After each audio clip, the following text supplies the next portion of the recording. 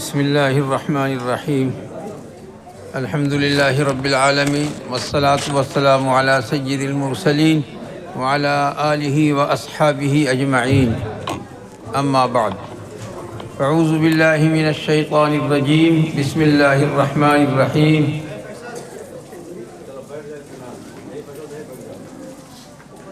كنتم خير أمة أخرجت للناس تأمرون بالمعروف وتنهون عن المنكر. قال النبي صلى الله تعالى عليه وسلم: العلماء ورثة الأنبياء. وأيضا قال النبي صلى الله تعالى عليه وسلم: مثل علماء أمتي كمثل بني إسرائيل، أو كما قال عليه الصلاة والسلام.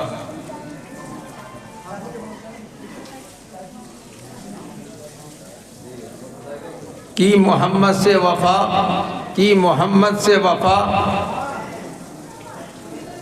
تو ہم تیرے ہیں، کی محمد سے وفا تو ہم تیرے ہیں. یہ چیز ہے کیا؟ لوح و قلم تیرے ہیں.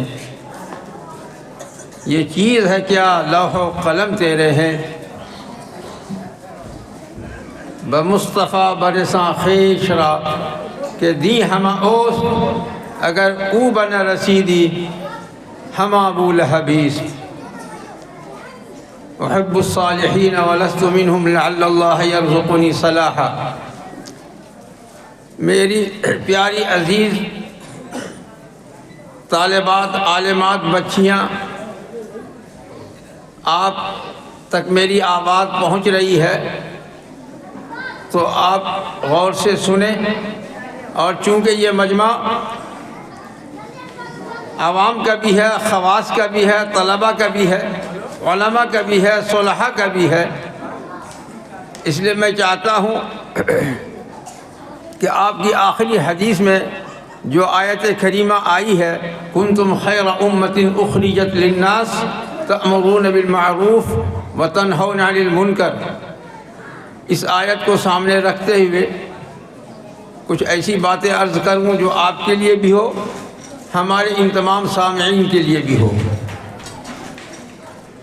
حضرات علماء کرام،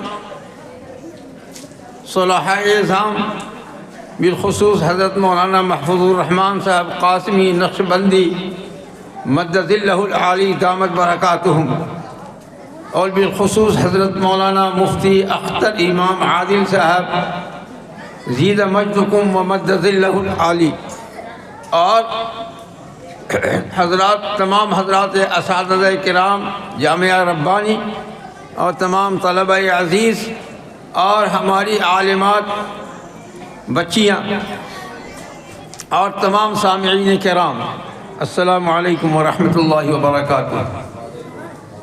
اللہ تعالیٰ نے جب اس زمین و آسمان کو پیدا فرمایا تو یہ زمین خالی تھی. اللہ تعالیٰ نے جب اس زمین کو بھی پیدا فرما دیا، آسمان کو بھی پیدا فرما دیا، تو آسمان میں تو فرشتے تھے،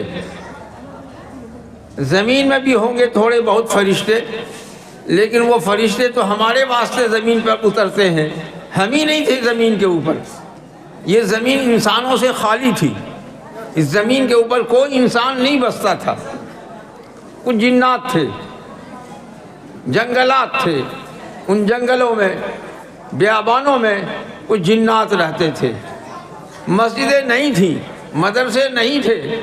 جب انسان ہی نہیں تھے تو مسجدیں کہاں، مدرسے کہاں؟ اس لیے فرشتوں کو بھی آنے کی ضرورت نہیں پڑتی تھی. فرشتے تو در حقیقت ہماری آپ کی خدمت کے لیے دنیا میں آتے ہیں. تو یہ دنیا خالی تھی، زمین خالی تھی، چٹیل میدان تھی یہ زمین. اس زمین پر کوئی انسان کی آبادی نہیں تھی. اللہ رب العزت کو جب حضرات کو نہ جانے کہاں کہاں سے تشریف لائے ہیں، اور جانا بھی آپ حضرات کو، لیکن ایسا موقع کم ملتا ہے، تھوڑا ملتا ہے. میں تقریر نہیں کروں گا، میں بزرگوں کے کچھ واقعات سناؤں گا. میرے دل میں تو بہت کچھ جذبہ ہے اس وقت بولنے کا، بہت کچھ ہے آپ کی سرزمین کے لیے، لیکن اب اپنے بزرگوں کا تو ایک واقعہ سنا دیتا ہوں. اور پھر میں اسی میں کچھ کہتا جاؤں گا۔ دارالعلوم دیوبند جب قائم ہوا، دارالعلوم دیوبند جب قائم ہوا تو قائم کرنے والے صالح علماء تھے، صلحاء تھے، غریب علماء تھے، غریب علماء تھے، کوئی بہت بڑے عہدے اور منصب والے نہیں تھے، فقیر تھے اور اہل اللہ تھے۔ حجت الاسلام حضرت مولانا قاسم صاحب نانوتوی قدس سرہ العزیز، حضرت مولانا حاجی عابد حسین صاحب قدس سرہ العزیز، حضرت مولانا شاہ رفیع الدین صاحب قدس سرہ العزیز، حضرت مولانا فضل الرحمان صاحب قدس سرہ، حضرت مولانا ذوالفقار علی صاحب قدس سرہ، یہ حضرات تھے اور سرخیل تھے، روح رواں تھے اس پوری جماعت کے۔ حجت الاسلام حضرت مولانا قاسم صاحب نانوتوی قدس سرہ العزیز، حضرت نانوتوی نے حضرت گنگوہی کے مشورے سے، حضرت مولانا عبد الرشید صاحب گنگوہی کے مشورے سے، حضرت حاجی امداد اللہ صاحب مہاجر مکی کے مشورے سے، شیخ الکل حضرت حاجی امداد اللہ صاحب مہاجر مکی کے مشورے سے دارالعلوم دیوبند قائم فرمایا۔ یہ دارالعلوم دیوبند کے قیام کو تقریباً 150 یا 160 برس ہو چکے ہیں۔ آپ کو معلوم ہے کہ انگریز جس وقت قبضہ کر رہا تھا ہندوستان کے اوپر، وہاں رجواڑے تھے، زمینداریاں تھیں، زمیندار لوگ تھے، نواب تھے، زمیندار تھے۔ تو دیوبند کی سرزمین میں بھی کئی زمیندار تھے، بڑے نواب لوگ تھے، زمیندار لوگ تھے۔ تو ان حضرات نے اللہ سے مشورہ کر لیا، بزرگوں نے، اور اللہ کی طرف متوجہ ہوئے۔ اللہ تعالیٰ نے جو دل میں بات ڈالی، اب ہندوستان کی تاریخ بیان کروں تو میرا تھوڑا وقت لگ جائے گا، دو جملے بولتا ہوں۔ ہندوستان میں مسلمانوں کی حکومت 500 برس تھی یا کچھ زیادہ۔ بہادر شاہ ظفر آخری بادشاہ تھے ہندوستان کے، جن کے دور میں انگریزوں نے ہندوستان پر قبضہ کیا۔ قبضہ کرنا تو شروع کیا تھا اس نے 100 برس پہلے، بنگال پر پہلے قبضہ کیا، پھر میسور پر قبضہ کیا، پھر حیدرآباد پر قبضہ کیا۔ دلی جو راجدھانی تھی پورے ہندوستان کی، اس پر ابھی قبضہ نہیں ہوا تھا، وہاں تک پہنچتے پہنچتے اسے 100 برس لگ گئے۔ جب بہادر شاہ ظفر کا زمانہ تھا، اس کے زمانے میں انگریز پہنچ چکا تھا ہندوستان اور دلی پر اس نے قبضہ کر لیا۔ ہمارے اس وقت کے اکابر علماء، صلحاء، اہل اللہ نے بہت ایڑی چوٹی کا زور لگایا، حتیٰ کہ تلوار سے جہاد کیا ان انگریزوں سے، مقابلہ کیا ان انگریزوں سے۔ شاملی جو ابھی دیوبند سے کے کچھ فاصلے پر ایک آبادی ہے، ایک شہر ہے، وہاں انگریز کے فوج سے ان کی جنگ ہوئی ہے، 2 بدو جنگ ہوئی ہے۔ جہاد کیا انگریزوں سے تو بہت اچھے تھے ہم، جہاد کیا انگریزوں سے تو ہم بہت اچھے تھے، ہندوستان کے مجاہد آزادی تھے ہم۔ اب برے ہو گئے ہم، اب برے ہو گئے ہم۔ حضرت حافظ ضامن شہید، حضرت حاجی امداد اللہ صاحب مہاجر مکی، حضرت مولانا عبد الرشید صاحب گنگوہی، حضرت مولانا قاسم صاحب نانوتوی اور آپ جیسے بہت سے اہل اللہ نے انگریز کے فوج سے جہاد کیا، شاملی کے میدان میں 2 بدو جہاد کیا۔ حضرت نانوتوی قدس سرہ العزیز کو یہاں گولی لگی، حضرت نے یوں فرمایا، حضرت کی کرامت یہ ظاہر ہوئی کہ ایک قطرہ خون نکلا، ایک قطرہ خون نکلا، لیکن حضرت حافظ ضامن شہید قدس سرہ العزیز کو گولی لگی، وہ شہید ہو گئے، وہ شہید ہو گئے۔ اللہ کو جس سے کام لینا ہوتا ہے نا، اس کو زندہ رکھتے ہیں، اور جس کو شہادت جب محبوب ہوتی ہے اس کو شہادت دے کر درجہ عطا فرما دیتے ہیں۔ اہل اللہ نے فرمایا کہ یہ جو شاملی کا جہاد برپا ہوا تھا، یہ جہاد اس لیے برپا ہوا تھا تاکہ حافظ ضامن صاحب کو شہادت کا رتبہ مل جائے، شہادت کا درجہ مل جائے۔ شہید ہو گئے حضرت حافظ ضامن شہید قدس سرہ العزیز۔ تو حکومت چلی گئی ہماری، ہندوستان سے ہماری حکومت چلی گئی۔ ہندوستان دلی کے اندر 1000 مدرسے تھے اس وقت، دلی کے اندر 1000 مدرسے تھے اس وقت۔ بہادر شاہ ظفر کے زمانے تک ہندوستان میں 1000 دلی کے اندر 1000 مدرسے تھے۔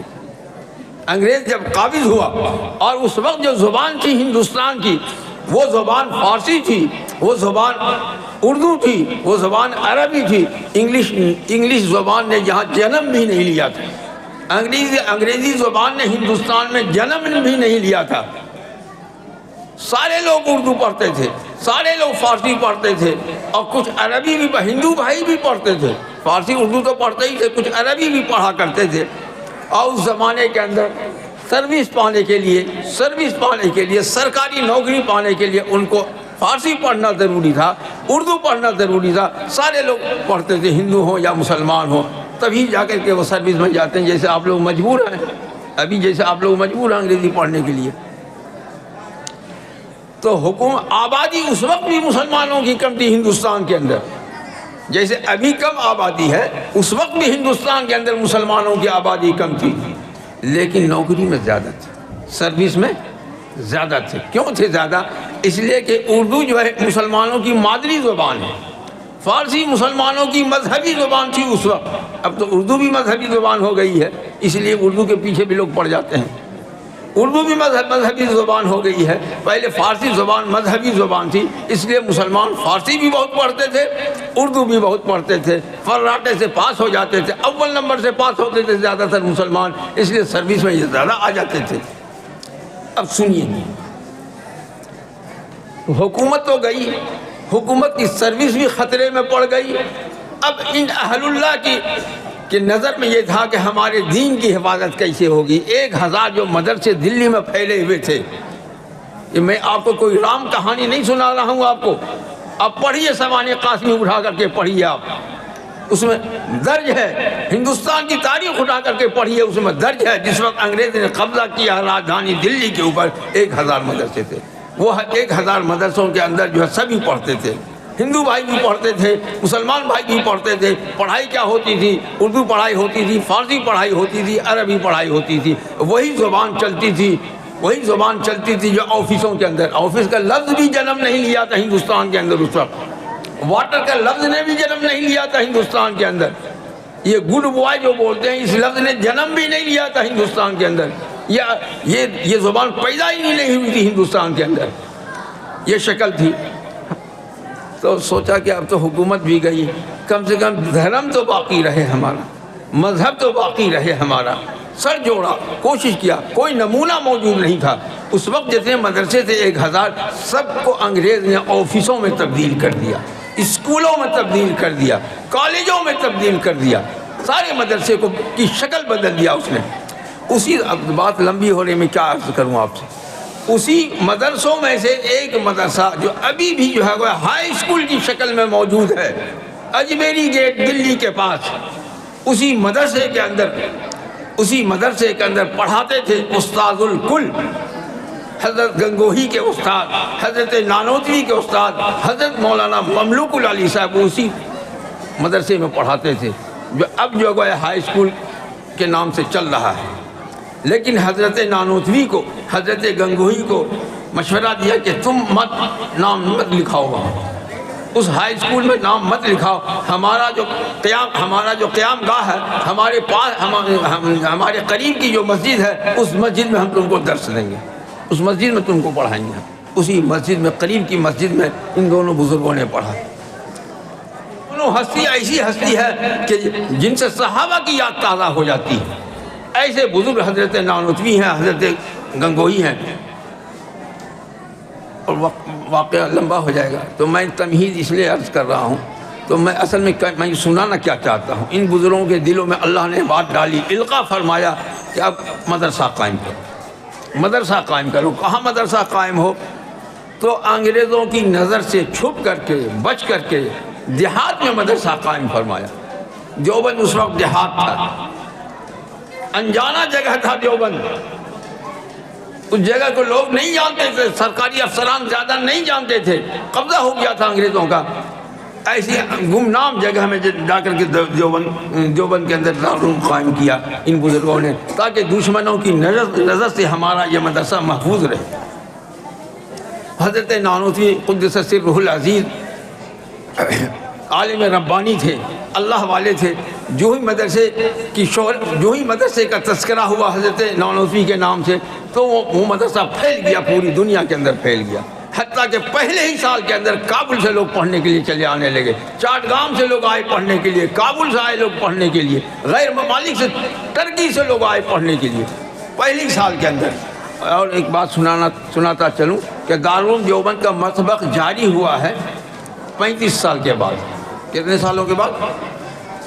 35 سالوں کے بعد دارالعلوم کے مطبخ میں کھانا پکنا شروع ہوا ہے۔ مطبخ نہیں سمجھتے ہیں نا، مطبخ میں کھانا جاری ہوا ہے، مطبخ میں کھانا پکنا شروع ہوا دارالعلوم دیوبند کے اندر 35 برس کے بعد۔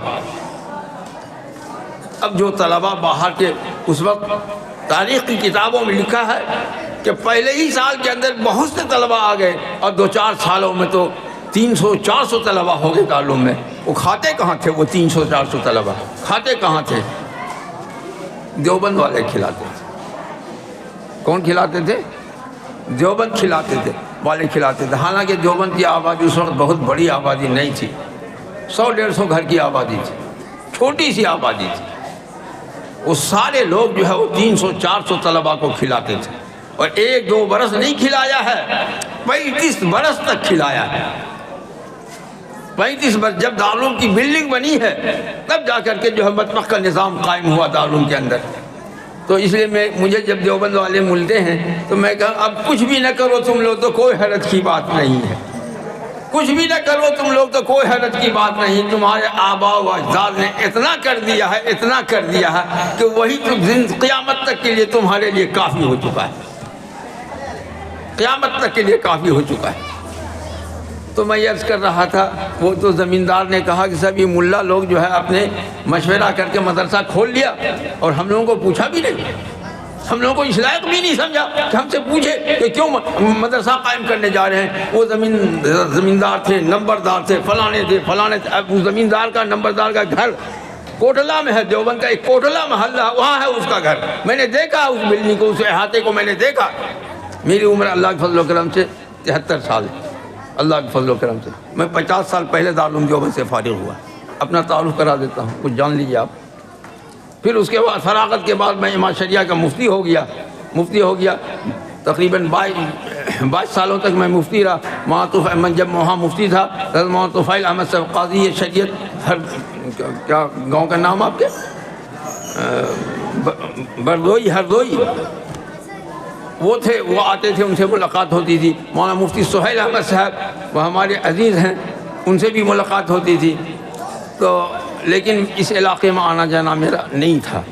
یہ حضرت مولانا اختر امام عادل صاحب مد ذلہ العالی زید مجدکم کہ اس صدقہ جاریہ کی وجہ سے میری حاضری کا یہ دوسرا موقع ہے، میں دوسری دفعہ یا تیسری دفعہ حاضر ہو رہا ہوں۔ تو ہوا کیا، میں جو قصہ سنانا چاہتا ہوں اس کو سنیے، آپ غور سے سنیے گا، آپ لوگ ادھر ادھر دھیان مت بٹائیے گا۔ ہوا یہ کہ وہ زمیندار نمبردار جو ہے دارالعلوم کے مخالف ہو گئے۔ تذکرۃ الرشید میں یہ واقعہ لکھا ہوا ہے۔ میں اپنے تمام نوجوان فضلاء سے، علماء سے گزارش کرتا ہوں کہ اپنے بزرگوں کی کتابیں پڑھا کریں، آپ ان کی سوانح پڑھا کریں، آپ تذکرۃ الرشید مکمل پڑھیے، آپ سوانح قاسمی مکمل پڑھیے، آپ حیات عبدالحی مکمل پڑھیے، آپ حیات حضرت مولانا محمد علی منگیری مکمل پڑھیے۔ آپ بزرگوں کے سوانح و حیات پڑھنے سے کام کرنے کے نہج معلوم ہوتا ہے، کام کرنے کا طریقہ معلوم ہوتا ہے، یہ معلوم ہوتا ہے کہ ان حضرات نے کن حالات میں کام کیا ہے، اس سے حوصلہ ملتا ہے، اس سے رہنمائی ملتی ہے۔ اس لیے پڑھا کیجیے آپ، تذکرۃ الرشید کے اندر یہ واقعہ لکھا ہوا ہے۔ تو ہوا یہ کہ صاحب وہ تو بہت مخالف رہنے لگے، بزرگوں کے خلاف بہت کچھ بکنے لگے۔ آج کل تو جانتے ہیں نا، لوگوں کی زبان لمبی ہوتی ہے نا، اور اگر کچھ پیسہ ہو اور کچھ زمینداری ہو تو اور دماغ کا چول جو ہے نا بہت زیادہ چلنے لگتا ہے۔ تو کیا کہنا، بہت مخالفت۔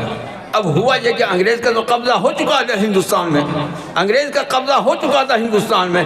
ہوا یہ کہ سب جتنے زمیندار تھے سب پر ٹیکس لگانا شروع کر دیا انگریزوں نے۔ تمہارے پاس اتنی زمین ہے اس کا اتنا ٹیکس، تمہارے پاس اتنی جو ہے اتنے باغات ہیں اس کا اتنا ٹیکس لگاتے جو ہے کہ لاد دیا تھا زمینداروں کو، نوابوں کو انگریزوں نے ٹیکس سے لاد دیا۔ وہ جو مخالف تھے دیوبند کے اندر 2-3 ان کے اوپر بھی ٹیکس آیا، اور اتنا زبردست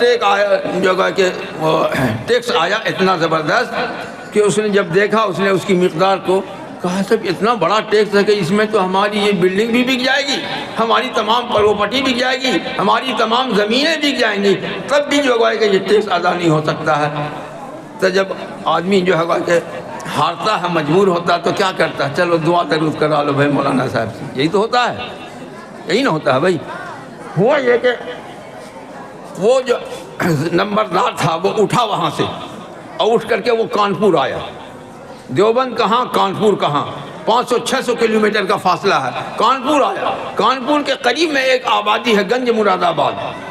کانپور کے قریب میں ایک آبادی ہے گنج مراد آباد، 10-20 کلومیٹر کے فاصلے پر گنج مراد آباد آئے۔ کن سے ملنے کے لیے آئے؟ حضرت مولانا شاہ فضل الرحمن گنج مراد آبادی سے ملنے کے لیے آئے۔ وہ زمیندار نمبردار آئے۔ کہا حضور کہاں سے آئے ہو؟ تو دیوبند سے آیا ہوں۔ کہا کہاں دیوبند، کہاں گنج مراد آباد، یہاں کیا کرنے تم پہنچ گئے؟ کہا حضور پریشانی ہے، اس لیے میں دعا کے لیے حاضر ہوا ہوں۔ تم یہاں آئے دعا کے لیے؟ وہاں قریب میں حضرت مولانا عبدالرشید صاحب گنگوہی موجود ہیں۔ حضرت نانوتوی کا موجود تھے، یا ان کا ارسال ہو چکا تھا، لیکن کتاب میں حضرت گنگوہی کا تذکرہ ہے۔ وہاں قریب میں حضرت گنگوہی موجود ہے، وہاں کیوں نہیں گئے دعا کرانے کے لیے؟ نہیں حضور ہم کو تو آپ ہی سے محبت ہے، عقیدت ہے، اس لیے میں آپ کی خدمت میں حاضر ہوا۔ حضرت مولانا محفوظ الرحمان صاحب قاسمی کا مدد اللہ تشریف لے گئے کیا؟ میں ذرا سے ایک دو جملہ حضرت کے لیے کہہ دیتا ہوں۔ حضرت یعقوب علیہ السلام حضرت یوسف علیہ السلام سے بہت پیار کرتے تھے، روتے تھے جب جدائی ہوئی تھی تو کتنا روتے تھے وہ آپ جانتے ہیں۔ آپ کو بھی یوسف ملے ہوئے ہیں، آپ کو بھی یوسف ملے ہوئے ہیں، ذرا سا ان کے لیے دعا کرتے رہیے گا، ان کے لیے دعا کرتے رہیے گا اپنے یوسف کے لیے آپ۔ تو میں یہ عرض کر رہا ہوں آپ سے، تو پھر ہوا کیا؟ ہوا یہ کہ حضرت شاہ فضل وہاں گنج مراد آبادی غصے میں آئے، دعا کرانے کے لیے یہاں پہنچ گئے تھے۔ جن حضرات نے حضرت گنج مراد آبادی کی تاریخ پڑھی ہے، ان کی سیرت پڑھی ہے، وہ ڈانٹتے تھے، انگریز بھی آتا تھا افسر، اس کو بھی ڈانٹتے تھے وہ۔ تو یہاں چلے آئے تم، وہاں قریب میں کیوں نہیں گئے حضرت مولانا گنگوہی کے پاس؟ کہنے حضرت ہم سے آپ سے عقیدت ہے، محبت ہے، اس لیے میں آپ کی خدمت میں حاضر ہو گیا ہوں، آپ کی خدمت میں حاضر ہو گیا ہوں۔ کہا سنو، فضل رحمہ تو فضل رحمہ، فضل رحمہ تو فضل رحمہ، اس روئے زمین کے اوپر جتنے اولیاء موجود ہیں اس وقت، اہل اللہ موجود ہیں اس وقت، اگر سارے مل کر کے بھی تمہارے لیے دعا کریں گے تو تمہاری پریشانی دور ہونے والی نہیں ہے۔ فضل رحمہ تو فضل رحمہ، فضل رحمہ صاحب کون جانتے ہیں آپ؟ حضرت مولانا محمد علی مونگیری رحمۃ اللہ علیہ کے شیخ، حضرت مولانا محمد علی مونگیری رحمۃ اللہ علیہ کے شیخ حضرت مولانا شاہ فضل رحمہ گنج مراد آبادی۔ تو فرمایا فضل رحمہ تو فضل رحمہ، اس روئے زمین کے سارے اولیاء اللہ مل کر کے بھی تمہارے لیے دعا کریں گے تو تمہاری دعا، اولیاء اللہ کی دعا قبول ہونے والی نہیں ہے، تمہاری پریشانی کا دور ہونا، پیچھے آواز بھی نہیں جائے۔ تو فرمایا تمہاری پریشانی کا دور ہونا موقوف ہے حضرت مولانا عبدالرشید صاحب گنگوہی کی دعا پر، حضرت گنگوہی کی دعا پر تمہاری پریشانی کا دور ہونا موقوف ہے، ورنہ روئے زمین کے کسی اللہ کے ولی سے تمہاری پریشانی دور نہیں ہو سکتی ہے۔ مرتا کیا نہ کرتا، دوڑ کہا جاؤ تم وہاں۔ کہا حضور ہم کیسے جائیں وہاں؟ کہنا وہ سمجھ گئے کہ لگتا ہے کہ اس کو دوری ہے ان حضرات سے، کہنا جاؤ میرا سلام کہنا ان سے، میرا سلام کہنا کہ انہوں نے بھیجا ہے مجھے۔ تو گویا سلام کہا گیا، گویا کہ دیوبند سے لوٹ کے جاتا ہے گنگو، کانپور سے لوٹ کے جاتا ہے گنگو، اور حضرت گنگوہی کی خدمت میں حاضر ہوتا ہے۔ میں مختصر کر رہا ہوں، لمبا واقعہ ہے۔ تو حضرت گنگوہی نے فرمایا کہ کیوں آنا ہوا، کیسے آنا ہوا؟ تو فرمایا کہ میں گیا تھا گنج مراد آباد، تو حضرت گنگوہی نے، حضرت گنج مراد آبادی نے آپ کی خدمت میں سلام عرض کیا ہے، مسکرائے، جواب دیا کہ ٹھیک بات، اور کوئی بات؟ میرا بھی سلام کہہ دینا۔ کہا آپ کی تعریف کر رہے تھے حضرت گنج مراد آبادی، کہنا تعریف کے لائق تو وہ خود ہیں، میں تو تعریف کا لائق نہیں ہوں، اور کوئی بات؟ کہا حضور ہم کو پریشانی آ گئی ہے، انگریز نے جو ہے میرے اوپر ٹیکس لگا دیا، بہت بھاری ٹیکس، اس میں ساری زمین جائیداد ہماری ختم ہو جائے گی، لیکن ٹیکس بھی ادا نہیں ہوگا، ہم تو سڑک کے اوپر آ جائیں گے، حضرت گنگوہی صاف گو تھے. علماء جو ہوتے ہیں، اہل اللہ جو ہوتے ہیں، وہ صاف دل ہوتے ہیں، وہ باتوں کو گھماتے نہیں ہیں، سیدھا بولتے ہیں. وہ فرماتے ہیں نہیں تمہارے لیے کیوں دعا کروں میں. حضرت گنگوہی کا جواب سنیے، میں تمہارے لیے کیوں دعا کروں؟ تم ہمارے دوستوں کے تم دشمن ہو. مخالف، دشمن کا لفظ نہیں، مخالف کا لفظ استعمال کیا. ہمارے دوستوں کے تم مخالف ہو، ہم تمہارے لیے کیوں دعا کریں؟ فرمایا حضور غلطی ہو گئی، معاف فرما دیا. فرمایا حضرت گنگوہی نے دیوبند کے اندر جو اہل اللہ بیٹھے ہوئے ہیں، حضرت مولانا قاسم نانوتوی بھی بیٹھے ہوئے ہیں، محمود الحسن بیٹھے ہوئے ہیں. حضرت شیخ الہند ان کے شاگرد تھے، مرید تھے، اس لیے محمود الحسن ہی فرمایا ہوگا، اس لیے میں نقل کر رہا ہوں آپ سے. ایسا نہیں کہ میں محمود الحسن کہہ رہا ہوں. محمود الحسن ہے، ہمارے سارے دوست ہیں، ان کے تم مخالف ہو. میں تمہارے لیے کیوں دعا کروں میں؟ حضور معاف کر دیا جائے، حضور معاف کر دیا جائے. عصر کا وقت ہو چکا تو حضور نے فرمایا پہلے نماز پڑھو. نماز کے بعد جو ہے فرمایا کہاں گیا وہ دیوبند والا، بٹھایا، کہا تم دعا کرو، ہم صرف آمین کہیں گے. تم جو جو غلطی کیے ہو، وہ مدرسہ جو ہے اللہ کا مدرسہ ہے. تم نے ہماری کوئی جو ہے خلاف، ہمارا خلاف کچھ نے نہیں کیا. تم نے نہ ہمارے دوستوں کی مخالفت کی، تم نے اللہ کے کام کی مخالفت کی، اللہ کے کام کی مخالفت کی ہے. اللہ کے مجرم ہو تم اللہ کے مجرم ہو. اس لیے تم کو جو ہے گویا کہ اللہ سے جو ہے گویا کہ معافی مانگنی ہوگی. ہم آمین کہیں گے. بیچارہ وہ رویا، گر گرایا اللہ کے حضور، اللہ معاف فرما دیجیے. ہم اب علماء کے مخالف نہیں ہوں گے، ہم دیوبند مدرسے کے مخالف نہیں ہوں گے، اللہ ہماری غلطی کو معاف فرما دیجیے. حضرت گنگوہی کہہ رہے ہیں آمین آمین آمین. جب وہ اس دعا کے بعد لوٹا دیوبند، ابھی دیوبند پہنچا نہیں تھا، 2-3 کلومیٹر اس وقت تانگا چلتا تھا، یہ گھوڑا گاڑی چلتا تھا. 2-3 کلومیٹر پیچھے تھا کہ کسی آدمی سے ملاقات ہو گئی جو اس کے پہچاننے کا قریبی آدمی تھا. کیا حضور معاف ہو گیا، سب کچھ معاف ہو گیا؟ معاف ہو گیا؟ ہاں معاف ہو گیا، ہم بری ہو گئے. یہ ہے خوشی. یہ مدرسہ آپ کا ہے، یہ مدرسہ آپ کا ہے. میں نے عرض کیا آپ کو، اللہ کے رسول صلی اللہ علیہ وسلم نے ارشاد فرمایا کہ ہماری امت کے علماء جو ہیں ان کے کارنامے ایسے ایسے ہوں گے جو بنی اسرائیل کے نبیوں کے کارنامے ہیں اس جیسے ان کے کارنامے ہوں گے، بلکہ ان سے زیادہ ان کے کارنامے ہوں گے. بنی اسرائیل کے انبیاء آئے ایک خطے کے لیے، کوئی آئے فلسطین کے لیے، کوئی آئے شام کے لیے، کوئی آئے اردن کے لیے، کوئی آئے اور کسی ملک کے لیے آئے. وہ اس دائرے کے اندر انہوں نے کام کیا. اللہ کے فضل و کرم سے سرکار دو عالم صلی اللہ تعالیٰ علیہ وسلم کی امت کے علماء اس دائرے میں، اس سے بڑے بڑے دائرے میں کام فرما رہے ہیں، اس سے بڑے بڑے دائرے میں کام فرما رہے ہیں. لیکن یہ نہ سمجھیے گا کہ ہم لوگ نبی سے اوپر ہو گئے، نہیں ہوگا، ایسا نہیں ہو. تو کام کو بتایا گیا نا، نبی تو مجتبیٰ ہیں، مصطفیٰ ہیں، اللہ نے ان کو چنا، ہم کو تو نہیں چنا اللہ تعالیٰ نے. وہ مجتبیٰ ہیں، مصطفیٰ ہیں، برگزیدہ ہیں. وہ تو درجہ تو الگ ہے. تھوڑا سا کام کو فرمایا حضور نے، ہماری امت کے علماء ایسے ہوں گے. آپ قدر کیجئے مولانا کی. مولانا اختر امام عادل، میرے کو کہنے کو بہت کچھ ہے. مولانا اختر دیکھیے، ایک بات سنیے، ہم لوگ سیمیناروں میں جاتے ہیں، آپ غور سے سنیے گا، بھاگیے گا نہیں. ہم لوگ سیمیناروں میں جاتے ہیں، سیمینار کے اندر ہندوستان ہی نہیں، ہندوستان سے باہر کے بھی مفتیان کرام رہتے ہیں، عرب کے بھی رہتے ہیں، ایران کے بھی رہتے ہیں، ترکی کے بھی رہتے ہیں، مفتیان کرام رہتے ہیں، امریکہ کے بھی رہتے ہیں، یورپ کے بھی رہتے ہیں، لندن کے بھی رہتے ہیں، برطانیہ کے بھی رہتے ہیں مفتیان کرام. بڑے پیمانے پر ہوتا ہے. دیکھیے یہ ہمارے مولانا اختر، حضرت مولانا اختر امام، مولانا بولنے میں تو تھوڑا بہت بے ادبی معلوم ہوتی ہے. حضرت مولانا اختر امام عادل صاحب ہم سے عمر میں کم سے کم 15 سال 16 سال کے چھوٹے ہوں گے، لیکن ہم لوگ ان سے اس بھرے مجمع کے اندر ہم لوگ ان سے بہت متاثر ہوتے ہیں. اللہ تعالیٰ نے ان کو جو فضل و کمال عطا فرمایا ہے، جو علم بے کراں عطا فرمایا ہے، جو زور قلم عطا فرمایا ہے، جو زبان، جو طاقتور زبان عطا فرمائی اللہ تعالیٰ نے ان کو، کہ ہم لوگ اش اش کرتے ہیں. اور ہم کو تو دل سے دعا نکلتی کہ اللہ ان کی عمر 100 برس سے بھی زیادہ کر دے. اللہ ان کی عمر 100 برس سے بھی زیادہ کر دے، 100 برس سے بھی زیادہ کر دے اللہ تعالیٰ ان کی عمر، اور ان کی ساری اولاد کو، اور ان کی ساری ذریت کو، اور ان کے پورے خاندان کو اللہ تعالیٰ دین کی خدمت کے لیے قبول فرما لے. یہ تو اہل اللہ کا خاندان ہے، تفصیل سے آپ حضرات خود ہی جانتے ہیں، اہل اللہ کا خاندان ہے، یہ سادات کا خاندان ہے، آل رسول ہیں یہ حضرات، آل رسول. ہم لوگ تو آل رسول نہیں ہیں بھائی. یہ شرف تو یہ تو کسی کو اپنے زور سے نہیں ملتا ہے نا، یہ دان بخشت خدا بخشندہ، اللہ کی بخشش ہے، ان کو ملی ہوئی ہے کہ وہ آل رسول، ہم آل رسول نہیں ہیں، اس لیے ہم آل رسول ہونے کی حیثیت سے تو قدر کرتے ہی ہیں، لیکن صرف آل رسول ہونے کی حیثیت سے نہیں۔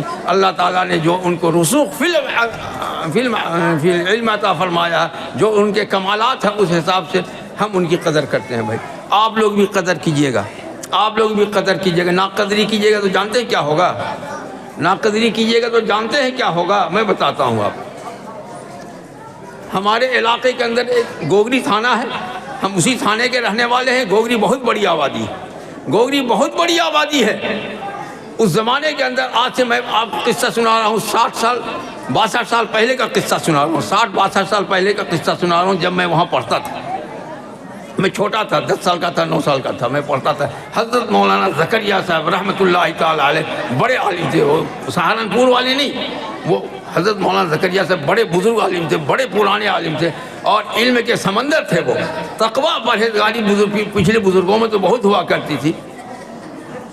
بڑے ہم تو بھائی اب بھی میں گھومتا ہوں، دیکھتا ہوں، تو ہم کو ویسے لوگ نظر نہیں آتے ہیں۔ حضرت مولانا منت اللہ صاحب رحمانی قدس سرہ العزیز سے بھی وہ پہلے کے فارغ تھے، 2 سال 3 سال پہلے کے وہ فارغ تھے، لیکن گوگری والوں نے ان کی قدر نہیں کی، گوگری والوں نے ان کی قدر نہیں کیا۔ سارا علاقہ پہنچتا تھا گوگری فتویٰ لینے کے لیے، سارا علاقہ پہنچتا تھا گوگری تعویذ لینے کے لیے، سارا علاقہ پہنچتا تھا ان کی خدمت میں حاضری بجا لانے کے لیے۔ کوئی پروگرام کرنا ہوا، کچھ کرنا ہوا، گوگری۔ ابھی جا کے دیکھ لیجیے گوگری، ابھی ماسٹر تو 300-400 ہو گئے ہیں، لیکن کوئی اچھے عالم نہیں پیدا ہوئے، کوئی اچھے عالم پیدا نہیں ہوئے۔ آپ کو ایک ہیرا مل گیا، اس ہیرے کی قدر کیجیے گا۔ مختصراً ایک ہیرا مل گیا ہے، اس ہیرے کی قدر کیجیے گا۔ مولانا اختر امام عادل صاحب نے ہم کو کوئی فیس نہیں دیا ہے، ہمیں کوئی بہت بڑا نذرانہ نہیں دیا انہوں نے کہ ہم ان کی بڑائی لے رہے ہیں۔ واللہ احب الصالحین ولست منہم لعل اللہ یرزقنی صلاحا، میں صرف ان کے دینی کاموں کی وجہ سے محبت کرتا ہوں۔ یہ حب فی اللہ ہے، یہ حب فی اللہ ہے، یہ حب فی اللہ ہے، اللہ کے واسطے یہ محبت ہے۔ لوگ کام کرنے والے نہیں مل رہے آج کل دنیا میں، نہیں ملتے ہیں، فارغین بہت ہوتے ہیں، لیکن کہاں ملتے ہیں؟ نہیں ملتے ہیں، نہیں ملتے ہیں۔ اس لیے آپ حضرات قدر کیجئے گا۔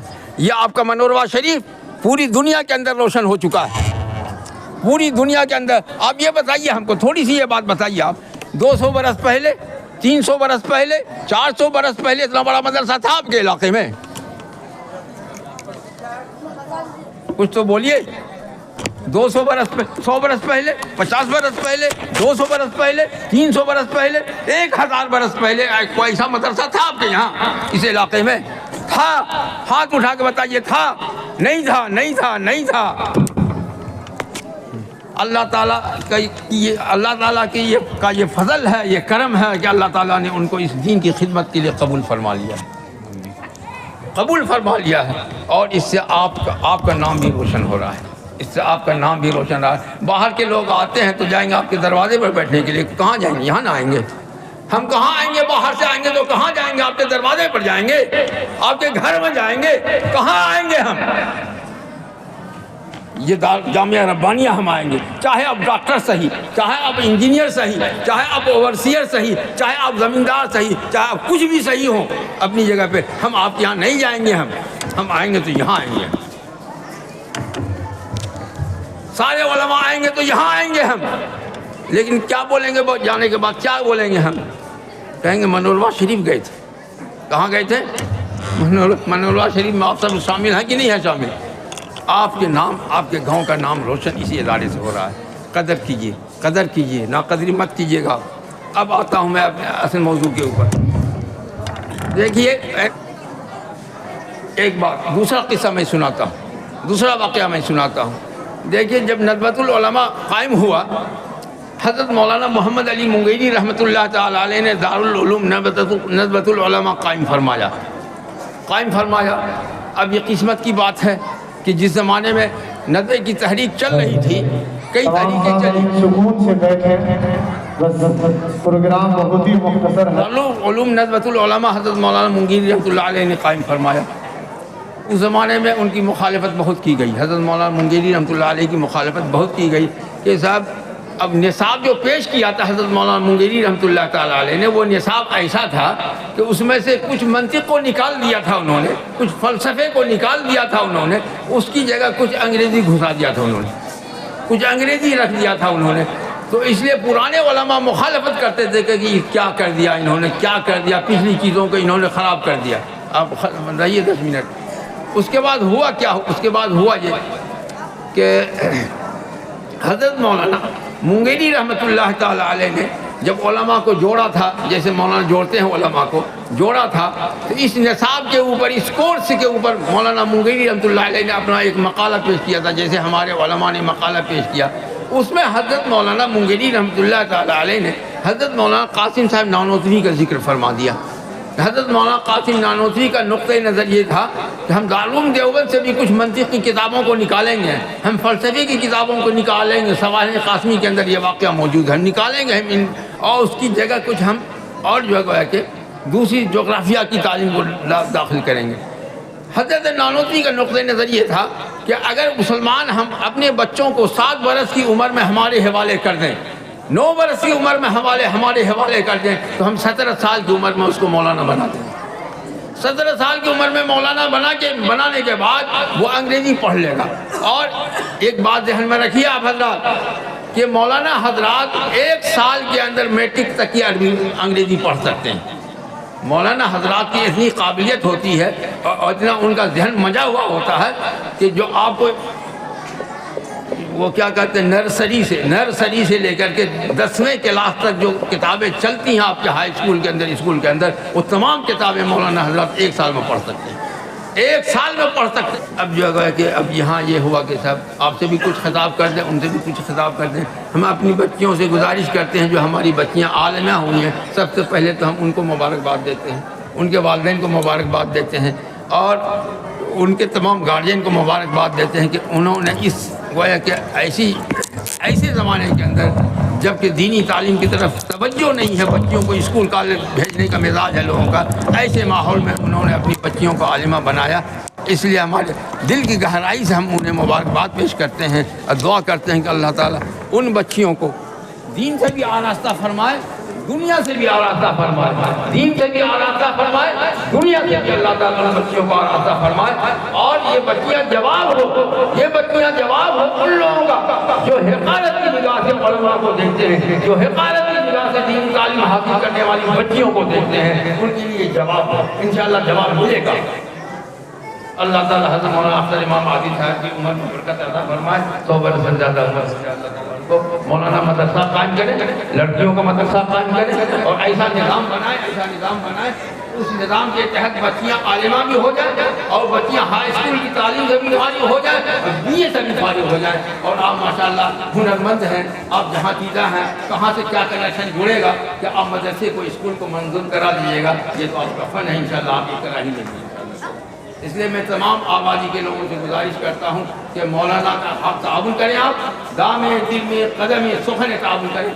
یہ پھر ہیرا نہیں ملے گا آپ کو، ناقدری مت کیجیے گا. ان کو حوصلہ بڑھائیے تاکہ یہ سمستی پور سے نکل کے کھگڑیا میں اس کام کو پھیلائے، کھگڑیا سے نکل کر کے یہ آپ جو ہے کہ کٹیہار میں اس کام کو پھیلائے، سہرسہ میں اس کام کو پھیلائے، مدھے پورہ میں اس کام کو پھیلائے اور جو اضلاع ہیں وہاں بھی اس کام کو پھیلائیں. اللہ تعالیٰ ان کے کاموں میں برکت عطا فرمائے، اللہ تعالیٰ ان کے کاموں میں برکت عطا فرمائے، اللہ ان کی عمر میں برکت عطا فرمائے. ہم ان کی تندرستی کے لیے بھی دعا کرتے ہیں، اللہ ان کو مضبوط صحت اور تندرستی عطا فرمائے تاکہ جتنا بھی کام کریں یہ تھکیں نہیں، تھکنے سے کام معاملہ بگڑ جاتا ہے. مضبوط رہیں، خوب ڈھونڈ کر کے کام کریں، کرتے ہی رہیں، جو نشانہ ہے اس کو پاتے رہیں. وآخر دعوانا الحمدللہ رب العالمین.